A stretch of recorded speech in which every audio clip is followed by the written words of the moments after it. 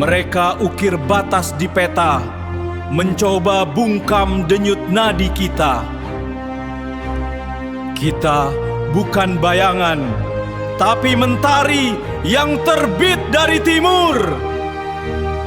Dengarkan, sejarah boleh dikaburkan, tapi ia hidup dalam darah Nusantara.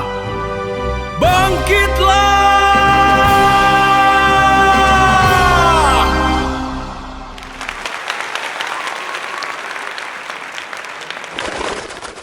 Pernah kepikiran nggak kalau semua yang Anda pelajari di sekolah soal asal-usul Nusantara itu terbalik?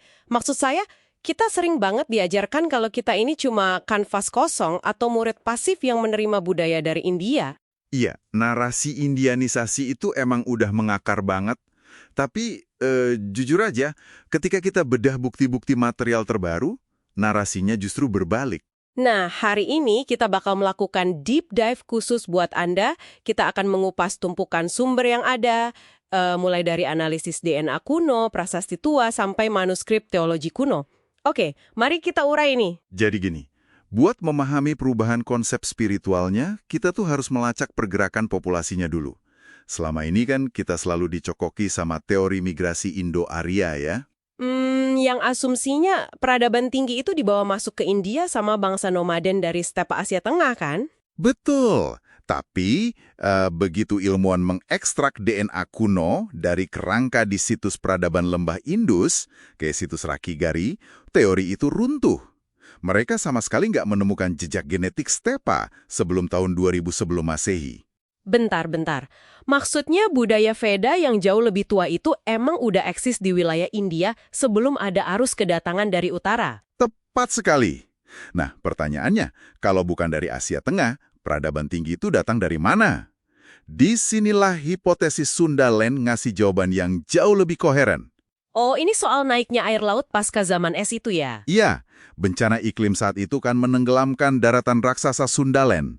Kejadian ini memaksa populasi leluhur Nusantara bermigrasi mencari daratan baru ke barat, termasuk ke India, sambil membawa fondasi kebudayaan murni mereka. Masuk akal juga ya, jadi ini bukan sekedar impor budaya pasif, tapi lebih seperti ekspor ide fundamental besar-besaran yang dipicu oleh bencana iklim masa lalu.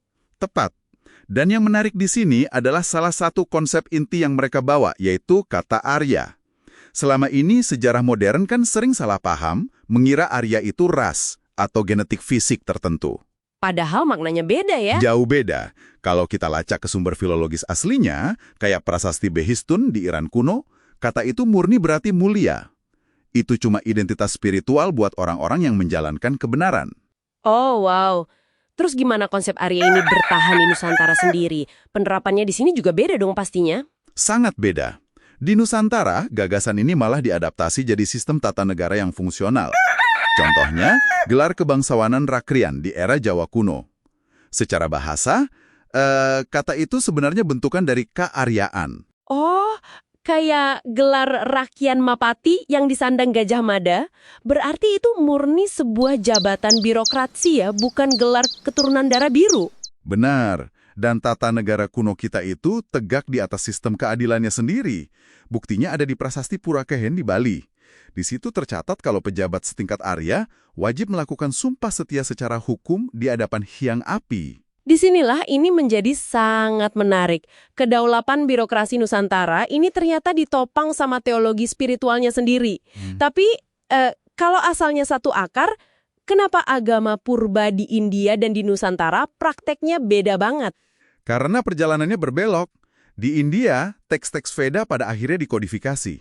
Semuanya dituliskan menjadi aturan-aturan kaku yang memicu formalisme ritual dan melahirkan sekte-sekte penyembah dewa. Sebentar, dewa-dewa sektarian yang kayak digambarkan punya wujud fisik gitu, yang minta dibikinkan kuil megah sebagai rumah pemujaan?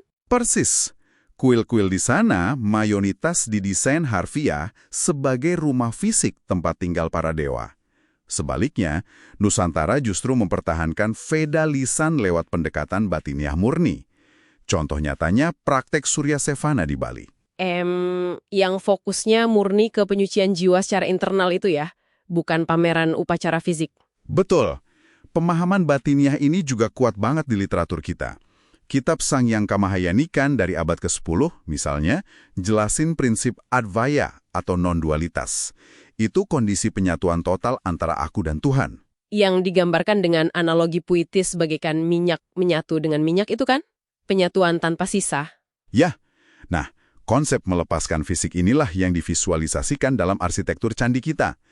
Candi kita tuh dibangun pakai konsep Bhawana Traya, atau 3 tingkatan alam, yaitu Bur, Buhwah, dan Swah. Oh, pantesan candi-candi kita kayak Borobudur tuh bentuknya berundak-undak. Benar.